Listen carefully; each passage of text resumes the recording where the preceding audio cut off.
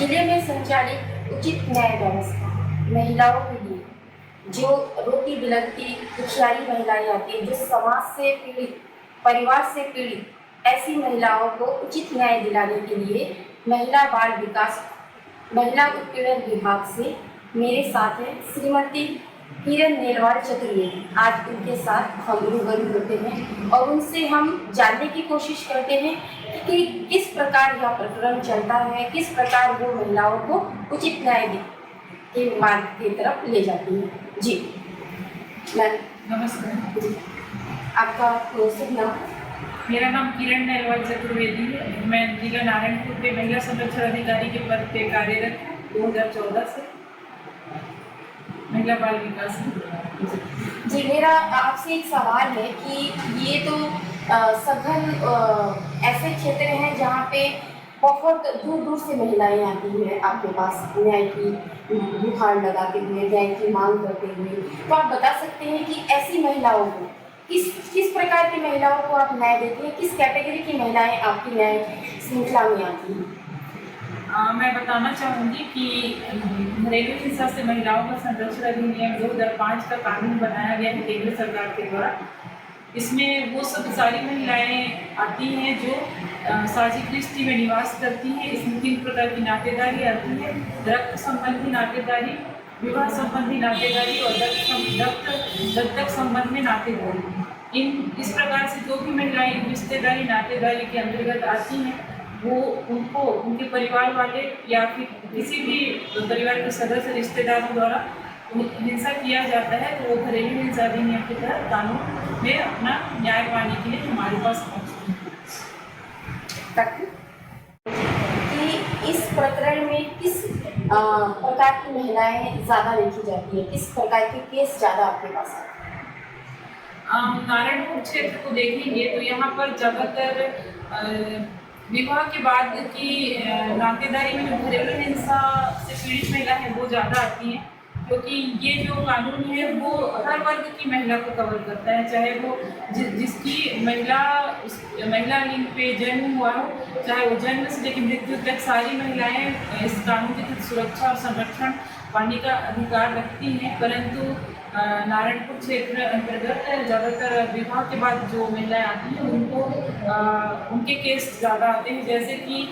ज़्यादातर महिलाएं इस प्रकार से आती हैं कि इस क्षेत्र की महिलाएं पुरुषों की अपेक्षा ज़्यादा सक्रिय हैं और काम करने में भी वो घर से लेकर बाहर की पूरी जिम्मेदारी वही उठाती हैं। और जैसे कि वो हमेशा इस चीज़ से पीड़ित रहती हैं कि जैसे हस्बैंड वाइफ दोनों काम करने जा रहे हैं, चाहे मजदूरी करने जा रहे हैं या खेत में काम करने जा रहे हैं, तो जो भी उनकी आय होती है दिन भर की उसमें वो पुरुष वर्ग वो शराब पीकर उस पैसे को खर्च कर देता है उसकी आय को, पर महिला को उसी पैसे से अपना घर भी चलाना होता है और बच्चे को भी पालना होता है और घर की आवश्यक चीज़ों का भी व्यय करना पड़ता है। तो ऐसी स्थिति में वो हर दिन इस चीज़ से जूझ रही हैं, क्योंकि वो इस क्षेत्र में शराब एक बुरी लत कह सकते हैं इसको, कि हर वर्ग के लोग इससे जूझ रहे हैं, चाहे वो ग्रामीण क्षेत्र पे देखें या फिर शहरी क्षेत्र पे देखें, कि पुरुष को ज़्यादा आकर्षित हो रहे हैं कि उनको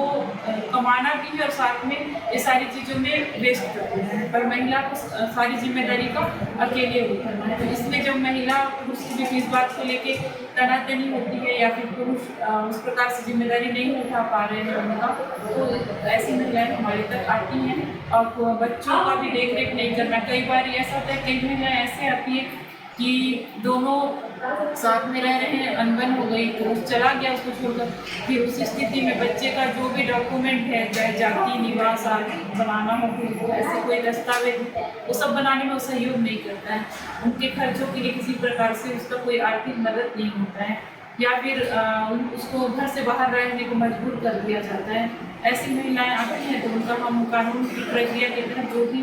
कानून की प्रक्रिया उसके अनुसार सहयोग करते हैं। किरण जी, इस प्रकरण में आज तक कितने केस आ चुके हैं और कितनों का निराकरण हो चुका है और कितनों को न्यायिक प्रकरण अभी भी चल रहा है, आप बता सकते हैं? हाँ, अभी 514 करीब प्रकरण दर्ज हैं हमारे पास, उसमें से 268 माननीय न्यायालय के समक्ष प्रस्तुत किया गया है और अभी 20 केस करीब माननीय न्यायालय के समक्ष लंबित है और 244 में ऑर्डर हुआ है। इसमें एक चीज़ मैं बताना चाहूँगी कि अक्सर महिलाएं कोर्ट के नाम से थोड़ा डरती हैं कि तब इन हिंसा से पीड़ित रहेंगी और उनको उससे डर लगता है कि न्यायालय में चला जाएगा, हमारी बसी बसाई दृष्टि खराब हो जाएगी या फिर हमको घर से निकाल दिया जाएगा। तो उनको मैं ये आपके चैनल के माध्यम से एक चीज़ बताना चाहती हूँ कि ये एक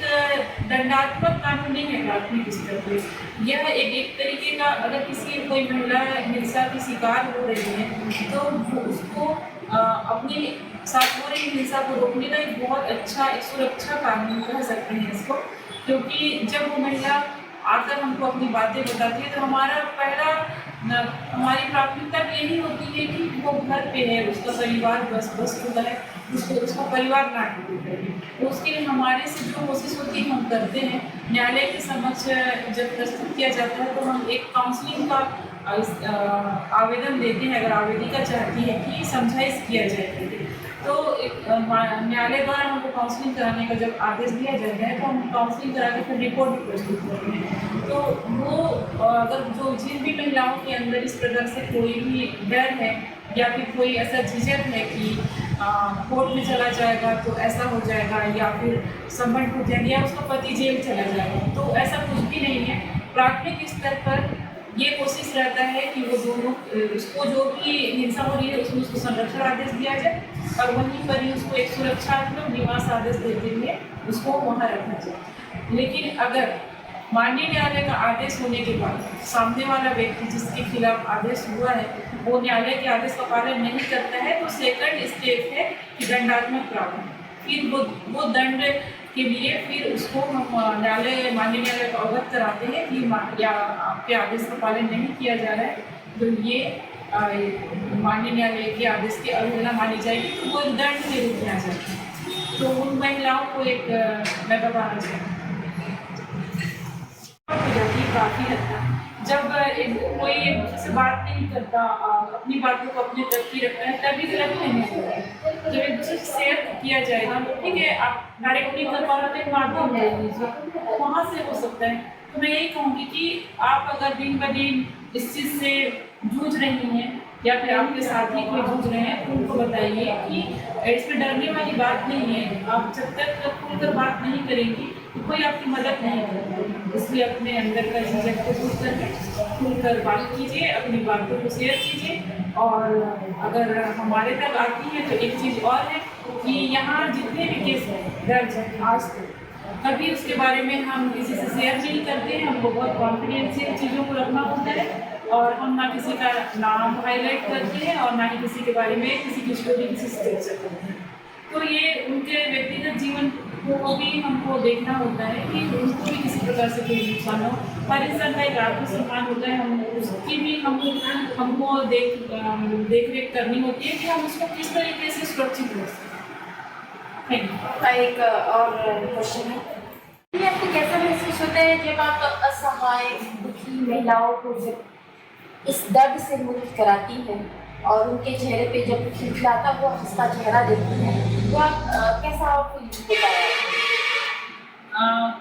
एक तो बहुत बड़ी एक आत्मसंतुष्टि होती है क्योंकि जब महिलाएं हमारे पास आती हैं तो उस स्थिति में नहीं होती हैं कि उनसे मैं किसी प्रकार से खुलकर कोई बात कर सकूँ। उनको फ्री करने के लिए उनकी बातों को उनके अंदर की पीड़ा को खोलने के लिए मुझे बहुत वर्क करना पड़ता है। और मेरे जितने भी साथी हैं और जिनको भी काफ़ी इस प्रकार से काम कर रहे हैं क्योंकि जब उनसे हम बात करते हैं तो उनको एक अलग से डर में सहमे हुए बहुत मुश्किल से अपने घर से निकल कर हमारे पास तो आ जाते हैं, लेकिन उसके बाद उसके अंदर काफ़ी डर बैठा रहता है कहीं इसका कुछ गलत परिणाम ना आ जाए, परिवार वाले मेरे अगेंस्ट ना हो जाएं, मेरे बच्चों का फ्यूचर क्या होगा, मेरी आगे का भविष्य क्या होगा, मेरे मायके वाले मुझे नहीं रखेंगे तो मैं क्या करूँगी। तो ये सारी चीज़ों से पहले उसको हमारा काम ये रहता है कि हम उसको पहले इस सब चीज़ से लीडर बनाएं, उसको इस प्रकार से बनाएं कि कुछ भी होगा तो हम तुम्हारे साथ हैं, तुम्हारे परिवार वालों को किसी भी प्रकार से ऐसी कोई परेशानी नहीं करेंगे, अगर करते हैं तो हम उनको समझें। दूसरी बात है, जब वो आती है तो कई महिलाएं उनकी विरोधात्मक स्थिति में आती है कि वो 1 मिनट भी उस परिवार में या अपने हस्बैंड के साथ या दूसरों हिंसा कर रहे हैं उसमें नहीं रहना चाहती। और वो कहती है कि नहीं मैडम, हमको बस तलाक चाहिए, हमको यहाँ पे बिल्कुल नहीं रहना है, वो ऐसा इस प्रकार से। तो जो रिश्ता तलाक की स्थिति तक आ जाता है, वो उनका प्रकरण हम इस कानून के तहत दर्ज करके उनका न्यायालय के आदेश से काउंसलिंग कराने के बाद उनको बाकायदा पुनर्स्थापना का आदेश माननीय न्यायालय से प्राप्त होता है। उसके बाद उन लोग इतने अच्छे से बढ़िया खुशी खुशी अपने साथी के साथ रहते हैं, अपने परिवार में बहुत अच्छा हेल्दी एटमॉस्फेयर उनको महसूस होता है पहले की अपेक्षा, क्योंकि प्रोटेक्शन ऑर्डर मिला होता है कोर्ट से। तो स्वाभाविक सी बात है, सामने वाला पक्ष थोड़ा सा समझता है इस बात को कि अगर मैं कुछ भी ऐसा करता हूँ तो मेरे लिए आगे नुकसानदायक होगा। तो वो काफ़ी अच्छे से रहते हैं। फिर 2 महीने 3 महीने बाद वो खुद ही आते हैं यहाँ पर, मैडम बहुत धन्यवाद करते हैं कि आपकी वजह से हमारा घर टूट रहा था, वो बच गया, और आज मेरा हस्बैंड मेरा बहुत ध्यान रखता है। या फिर कोई बुजुर्ग महिला भी आती है, कई बार उनके बेटा को उनका ध्यान नहीं रखते थे और इस कानून के तहत उनको कई बार न्याय मिल चुका है। वो कहती है कि मैडम बहुत अब मेरा बहुत ध्यान रखते हैं, बाकायदा हमेशा मुझे पूछते हैं घर पे, इस प्रकार से। तो काफ़ी आत्मसंतुष्टि होती है और मुझे इस बात से बहुत खुशी मिलती है कि मैं उस जिले में काम कर रही हूँ जहाँ पर मेरा खुद अपना एक क्या कहते हैं इसको, एक होम टाउन है मेरा ये। और मुझे बहुत अच्छा लगता है जब अंदर की महिलाएं इस प्रकार से कोई पीड़ित हैं और उनके लिए मैं कुछ कर सकती हूँ, एक सहयोग दे पा रही हूँ।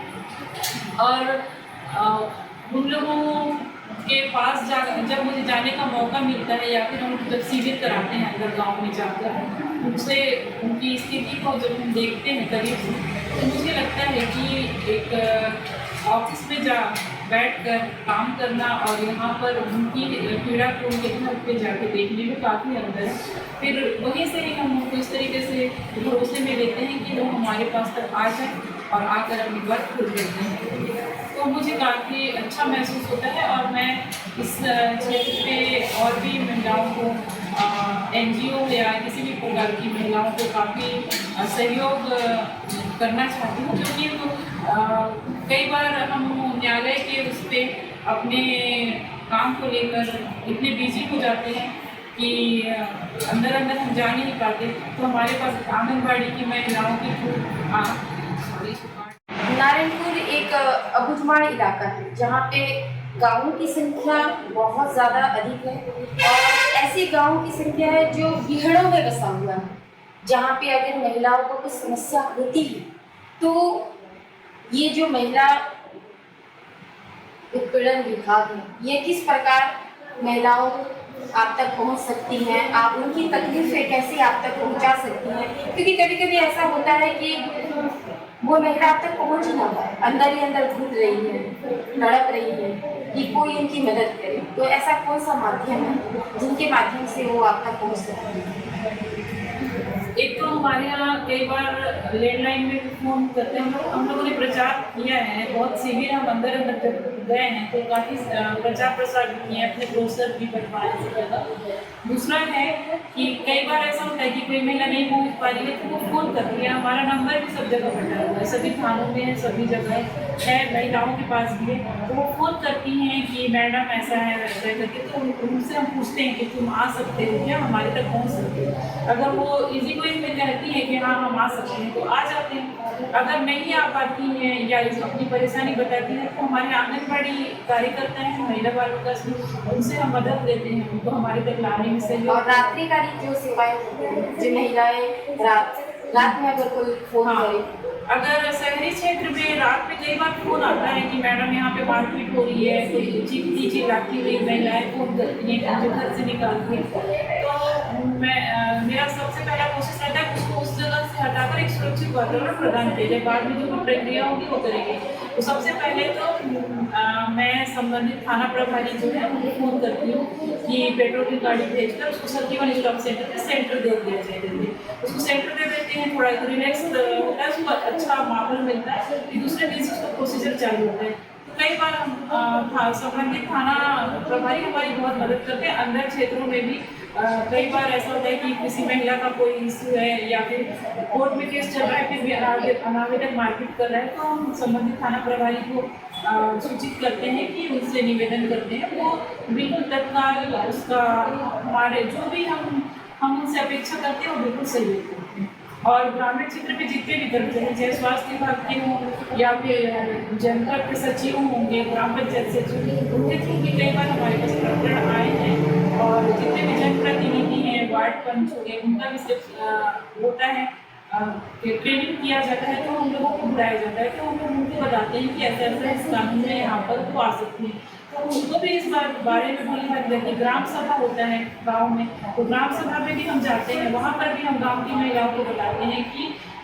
ऐसा ऐसा कानून बना है, अगर कोई महिला इस प्रकार से हिंसा से पीड़ित है तो यहाँ पर आ सकती है। तो इस प्रकार से हम उसको जानना चाहूँगी कि ऐसी महिला जो पीड़ित ना है और जो ऐसी महिला जो पीड़ित है, इन दोनों ही महिलाओं के लिए आप क्या संदेश देना चाहती है? मैं खुद भी एक महिला हूँ, तो मैं महिलाओं की तकलीफ बहुत अच्छे से समझ सकती हूँ। क्या होता है कि अगर शरीर में कहीं पर चोट आई है तो हम उसको दिखा सकते हैं कि यहाँ पर चोट आई है तो उसका ट्रीटमेंट कराना है, पर अगर दिमाग में कहीं पर चोट आई है, मन में कहीं पर चोट आई, भावनात्मक इस कानून में भावनात्मक हिंसा है, एक मानसिक हिंसा है। तो अगर कोई मेंटली टॉर्चर हो रहा है हर दिन अपने परिवार में, रिश्तेदारों में, तो उनसे मैं ये कहूँगी कि आप अगर इस प्रकार से अंदर घूमते रहेंगे तो इसका बहुत गलत परिणाम आपके स्वास्थ्य पे पड़ेगा। सबसे पहले तो आपका जो एक मेंटल स्टेटस है वो खराब होगा, आपका जो एक शारीरिक ग्रोथ है वो धीरे धीरे कम हो जाएगा, आपको अलग से और बीमारी चालू हो जाएगी। तो मैं यही कहूँगी कि अगर आपके साथ किसी भी महिला के साथ हिंसा हो रही है, चाहे वो किसी भी प्रकार की हो, शारीरिक हिंसा हो, मानसिक हो, यौन हिंसा हो या भावनात्मक हिंसा हो या आर्थिक हिंसा हो, तो आप इसको अंदर ही अंदर दबा के मत रखिए। ठीक है, आप हमारे तक नहीं पहुंच पा रहे हैं या फिर आपको ऐसा लग रहा है कि वहाँ तक जाएंगे तो हमारे दिल की बात बाहर निकल जाएगी, कोई आपका एक विश्वास पात्र कोई है परिवार में, दोस्तों में या किसी भी प्रकार से, उससे शेयर कीजिए। शेयर करने से बहुत सारी चीज़ें मन में जो भारीपन होता है वो कम हो जाता है, घुटन नहीं होता, जो सुसाइड केस बढ़ते जा रहे हैं वो एक कम होंगे। क्योंकि अगर कोई महिला मेरी दिमाग में ये रहेगा कि मेरी लाइफ खराब हो चुकी है, अब मुझे अपना जीवन खत्म करना चाहिए, तो ये कोई समस्या का समाधान नहीं है। आपको उस समस्या से बाहर निकलना है तो आपको आगे आना पड़ेगा। आप हमारे तक आज आएंगे तो हम आपकी बिल्कुल वहाँ तक मदद करेंगे जहाँ तक हम कर सकते हैं, उससे आगे भी जो भी हमसे बनेगा वो करेंगे। अगर कई बार ऐसा होता है कि बहुत नीडी महिलाएं आती है, न्यायालय के आदेश मिलने में प्रविलंब होता है, तो प्रक्रिया है, तो उस महिला की आवश्यकता देखते हुए हम उसको कई बार उसको रोजगार भी दिलाते हैं। जैसे कि अगर कोई महिला है, उसको काम की ज़रूरत है, उसका तुरंत तत्काल में उसको कोई आर्थिक सहायता नहीं मिल पा रही, तो किसी दुकानों में लगा दी, कहीं पर कोई हमारे पास कई बार कई ऑफिसर्स हैं या फिर कई दुकान वाले हैं, आते हैं, मैडम कोई नीडी महिला होगी तो बताइएगा, तो हम कहीं पर मेड के रूप में उसको दुकान में लगा दीजिए, उसको भेज देते हैं कि तुम्हारा डेली का खर्चा निकल जाता है। और जो मिडिल क्लास की महिलाएं हैं, मैं तो यही कहूँगी कि अगर आप अपने घर पर इस प्रकार से हिंसा से पीड़ित हैं और आपको लग रहा है कि ऐसा कुछ भी मैं कदम उठाती हूँ तो कुछ प्रॉब्लम हो सकती है मेरे घर पर, तो आप एक काउंसलिंग सेटअप ले लीजिए। संजीवन स्टॉक सेंटर तो सभी जानते हैं, वहाँ पे काउंसलिंग का एक सेटअप